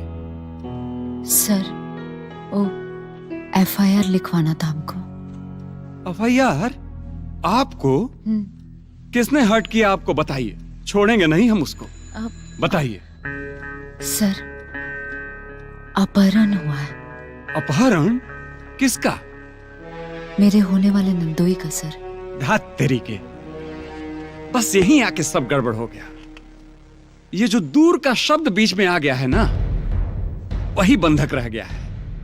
वो क्या है ना मैडम जी, सरकार है ना, आप लोगों को जो तनख्वाह देती है ना, वो लड़का लोग को पढ़ाने के लिए देती है, और आप लोग अपना काम छोड़कर सोशल एक्टिविस्ट बन जाती हैं। अरे भाई, जिसका अपहरण हुआ है उसके घर वाले क्या मर मुरा गए हैं कि आप चली आई हैं कंप्लेन लिखवाने के लिए?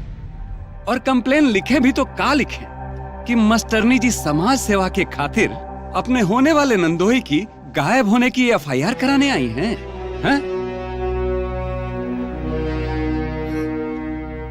एक काम कीजिए मैडम, उस सब के घर वालों को पकड़ के लेके आइए। अगर मान लीजिए हम कंप्लेन नोट कर भी लेते हैं और वो आने के बाद एन वक्त पे पलट गए तो तब क्या करेंगे हम, बताइए।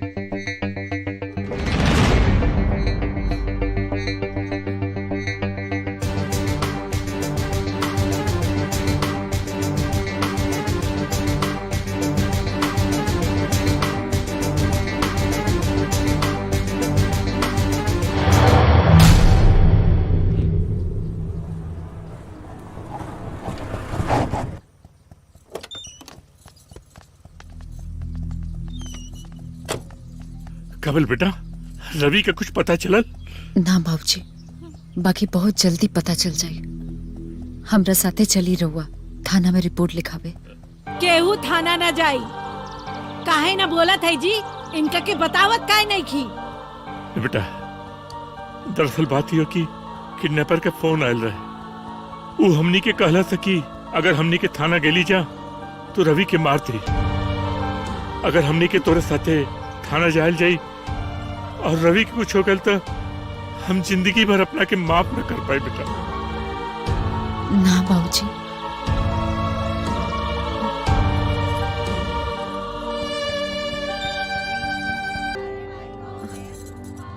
का बात है भाभी? रउआ कुछ परेशान लगता नहीं? आज कुछ ज्यादा ही थकान लगा था। सब ठीक बानू? भाभी वो 2 दिन से रवि के फोन भी नहीं लागत। हाँ, आज रवि हमरा से मिलले रहले, बतावत रहे कि वो उनकर फोन भुला गई बा और सगुन की वजह से वो सीमा लांग नहीं के सकत। शायद वो अपना बाबूजी से नया फोन खरीदे खातिर कहले बाड़े। जैसे ही नया फोन आ जाए उतारा से बात करिए। अब एजा खड़ा होके का ताकताड़ी? जो जाके हल्दी लगवाओ जो। ठीक बा भाभी।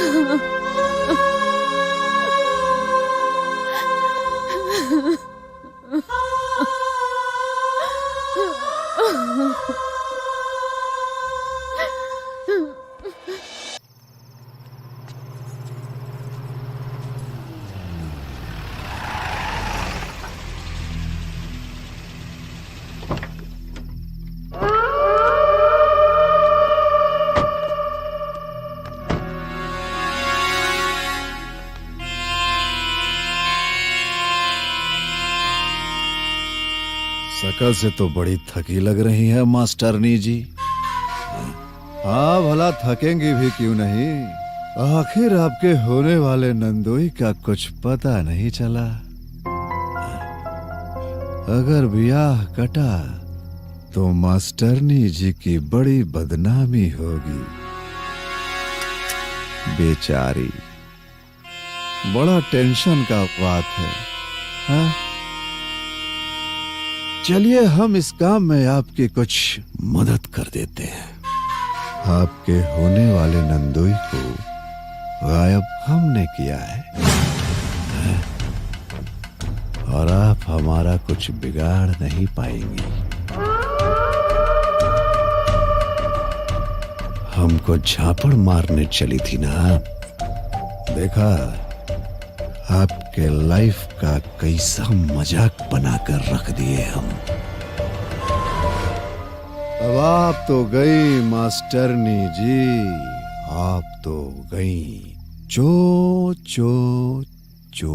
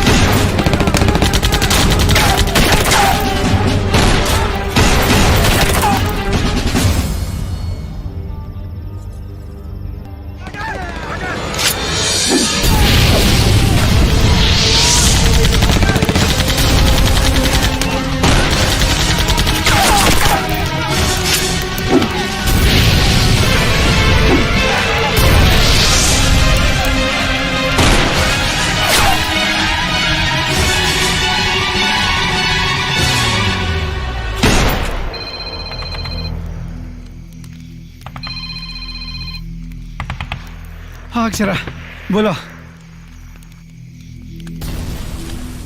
ये मेरा फोन क्या हो गई?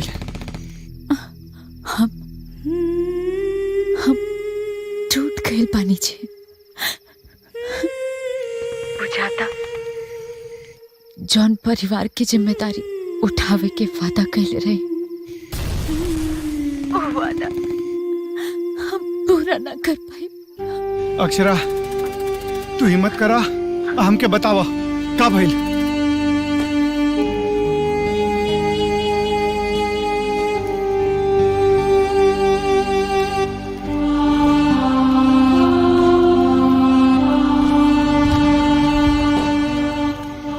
ई बहुत मुश्किल घड़ी बा अक्षरा, लेकिन हम जानता नहीं ए स्थिति से हमारे परिवार के केहू निकाल सकता तो तू ही निकाल सकता रू। बस तू हिम्मत मत हारा। ऐसा समय में हमके राव साथ की जरूरत बा। अक्षरा ए बेरा छावनी पर हमला हो गइल बा, आ तू जाना तारू कि देश के सुरक्षा से बढ़ के कुछ नहीं खाए। तू अपने आप के पहचाना, अपने आप के पहचाना, हिम्मत अपने आप के, आ तू समझा ई तू ही कर सकेलू। अक्षरा हम सैनिक हई, आ ए बेरा हमार जरूरत देश के बाद देश के लाखों करोड़ों परिवार के बा। आई लाखों करोड़ों परिवार में केहू अक्षरा नहीं खे। तू बुझे तारू? चला तू तैयार रहा, हम करता नहीं। चला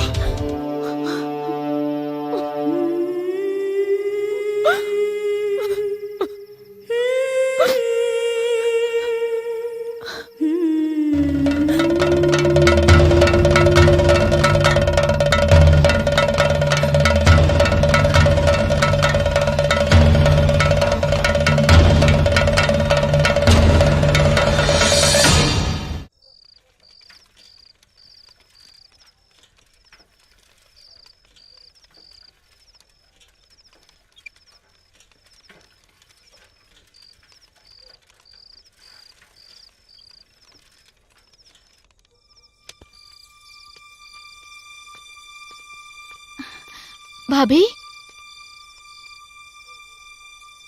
सुमन, सबके होके आंगन में बुलावा। का भइल भाभी? जितना कहता नहीं उतना सुना। पूरा परिवार के आंगन में बुला के रखा।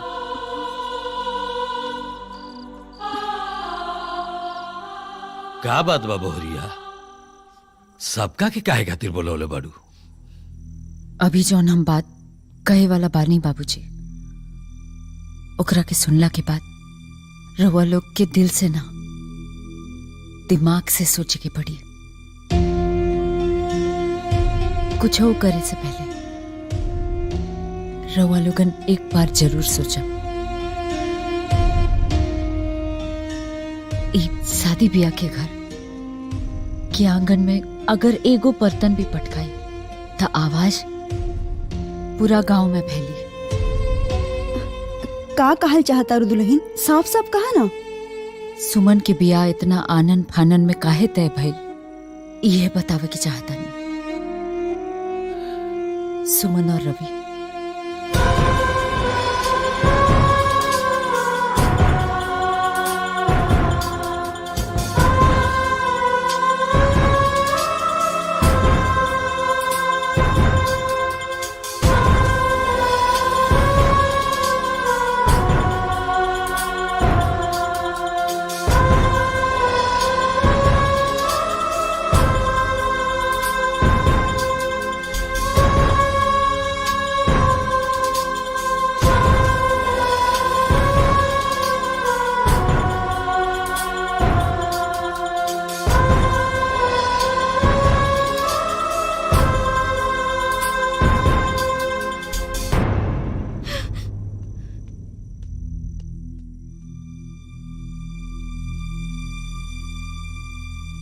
ऐसन समय में हमनी के जौन कुछ भी करे के हुई बहुत सोच समझ के हमनी के खुद से करे के हुई। काहे कि सुमन के भैया ए समय एलओसी पर जंग लड़ रहल बाड़े।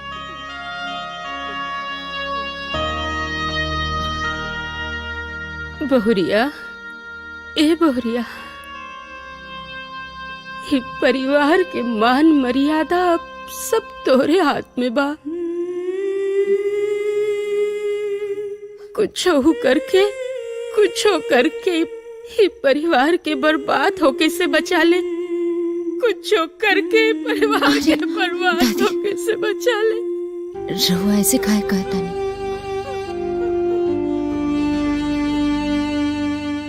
रहुआ चिंता मत करी, हम ये परिवार की इज्जत खातिर हम अपन खून के एक एक कतरा बहा दे। बाकी ये परिवार पे कबो आंच ना आवे दे।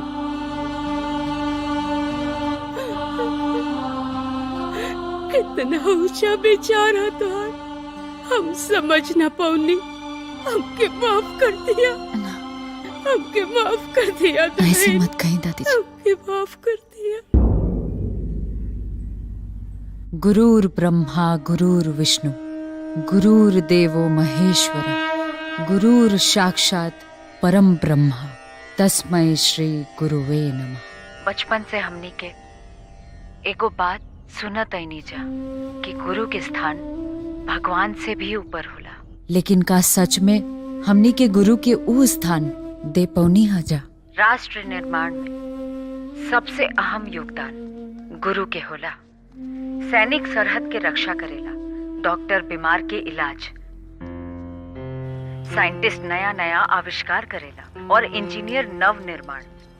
लेकिन इस सब के होके पढ़ा के देश के सेवा के काबिल शिक्षक बनावेला। लेकिन एगो शिक्षक के ई देश समाज में कितना सम्मान, कितना सहूलियत मिल रहल बा, का कबो ई केहू जाने की कोशिश कैलस? अरे कॉल सेंटर तक में काम करे वाला वर्कर भी आज के जमाना में शिक्षक से ज्यादा सुखी बा। कंपनी ओकरा के भी 75 तरीका की सुविधा प्रोवाइड करेला। लेकिन हमनी टीचर, हमनी के तो आज ले बस या ट्रेन तक में कबो कोनो कंसेशन नहीं के मिलल। लेकिन फिर भी हमनी के चेहरा पर बिना कोनो सिकन ले अपना ड्यूटी ईमानदारी से निभा रहल बानी जा। ये वीडियो देखे वाला हर इंसान अपना दिल पर हाथ रख के बतावा कि जीवन में जौन शिक्षक ओकरा के पहला शब्द सिखौले हुए का आज वो शिक्षक के नाम ओकरा के याद बा। ये दुनिया बात बात में अर्जुन और द्रोणाचार्य के उपाधि देला, लेकिन आज केहू भी अर्जुन बन के द्रोणाचार्य के साथे खड़ा बा। भारत के इतिहास गुरु दक्षिणा के परंपरा से गुजरल बा। आज फिर एगो गुरु ई दुनिया से गुरु दक्षिणा मांग रहल बा। एगो शैतान के साया हमरा परिवार के ऊपर मंडरा रहल बा। उस शैतान के सबक सिखावे खातिर का ई दुनिया आज एगो गुरु के साथ दी ही हमके रउआ सबके मदद की जरूरत बा। का रउआ लोगे हमार मदद करब?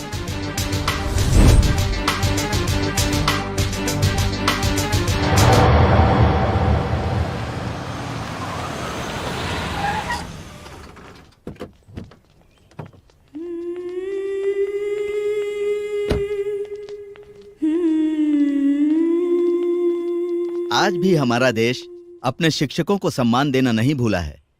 अक्षरा जी, देखिए कितने सारे लोग आए हैं अपने गुरु को गुरु दक्षिणा देने।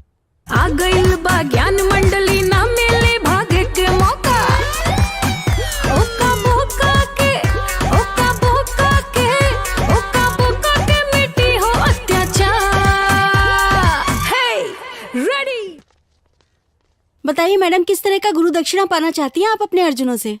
हम शिक्षा को सेवा भाव से यहाँ बांटने आए थे, पर ब्राइट इंटरनेशनल स्कूल के एमडी विनोद प्रधान शिक्षा को बेचने वाली चीज समझते हैं, बांटने वाली नहीं।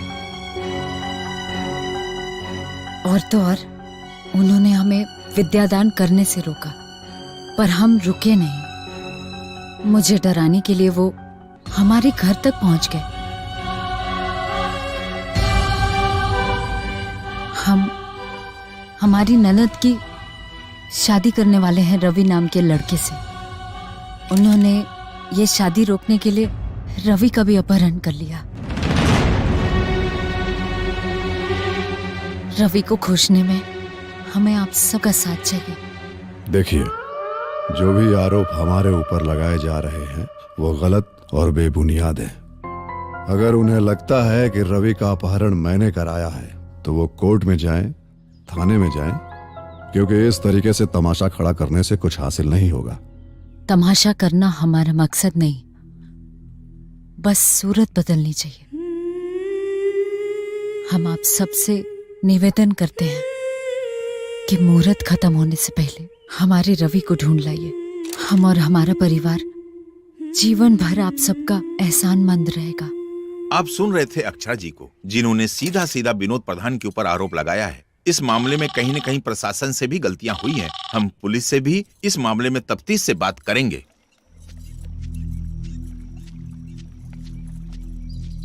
मंटुआ, इतना जल्दी में एजा काहे बुलावले बाड़े? मैडम, पुजारी जी बताओ ताड़ा कि रउआ शोर शराबा करके रवि के जान मुसीबत में डाल दली। देखी, विनोद प्रधान बहुत ही खूंखार आदमी है और रवि के जान के पीछे पड़ जाई। रउआ ओकरे कुछ कहले पहले ना रवि के बचा ली। रउआ अगर विनोद प्रधान के पंडित हैं तो हमार मदद काहे के कर रहल बानी? गुरु दक्षिणा देवे खातिर। गुरु दक्षिणा? जी मैडम, विनोद प्रधान के पुजारी भइले के बाद भी इनके नाती के एडमिशन बिना फीस के अपने स्कूल में ना कैलस, लेकिन आप एक गरीब लड़का के पढ़ा के नवोदय विद्यालय भेज डाली। आपके पढ़ाओ कमलेश इन्हीं की नाती है। मैडम, अब देर न करी, अब जल्दी से फैक्ट्री जाई और सबसे पहले रवि बचा ली, बहुत जरूरी बा।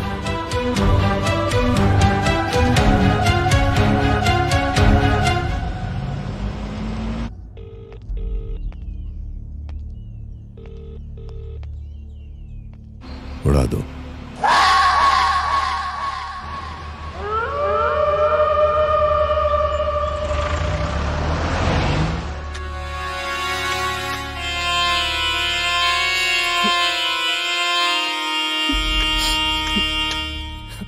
जानते हो भाई, हमरा जो बॉस हैं उनका तुमसे कोई दुश्मनी नहीं है। छटपटाओ मत। और तुमको तो उठा है एक खातिर कि तुम्हारा ब्याह रुका जा सके, लेकिन क्या करें, अब वही चलते अब तुमको मरना पड़ेगा। चली, अब शादी के मंडप राउर इंतजार कर रहा था। ओम श्रीमन महागणाधिपतये नमः। वक्रतुंड महाकाय सूर्यकोटि समप्रभ निर्विघ्नं कुरु मे देव सर्वकार्येषु सर्वदा। सर्वमंगल मांगल्ये शिवे सर्वार्थ साधिके शरण्ये त्र्यंबके गौरी नारायणी नमस्ते। ओम शुभमस्तु। ये वर वधू दोनों अक्षत लीजिए। ओम जलम समर्पयामि, चढ़ाइए। ओम स्वस्ति न इंद्रो वृद्धश्रवाः, स्वस्ति न पूषा विश्ववेदाः, स्वस्ति नस्तारक्षो अरिष्टनेमि, स्वस्ति नो बृहस्पतिर्दधातु। मंगलम भगवान विष्णु, मंगलम गरुड़ध्वज, मंगलम पुंडरीकाक्ष, मंगलायतनो हरिः। अब आप सिंदूर दान कीजिए। हमारे सनातन संस्कृति और परंपरा में सब दानों में सबसे महान और पवित्र दान सिंदूर दान माना जाता है।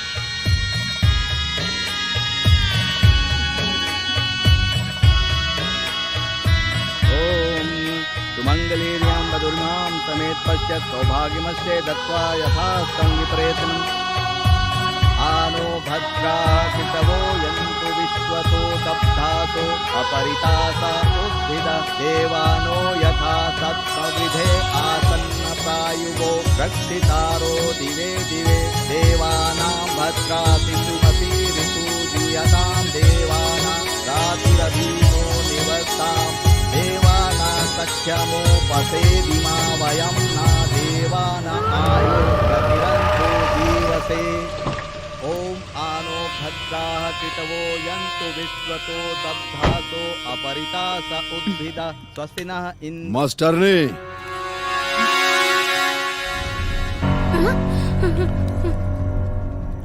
हमरा गला में फांसी का फंदा डलवा के यहाँ वरमाला डलवा रही हो मास्टरनी जी।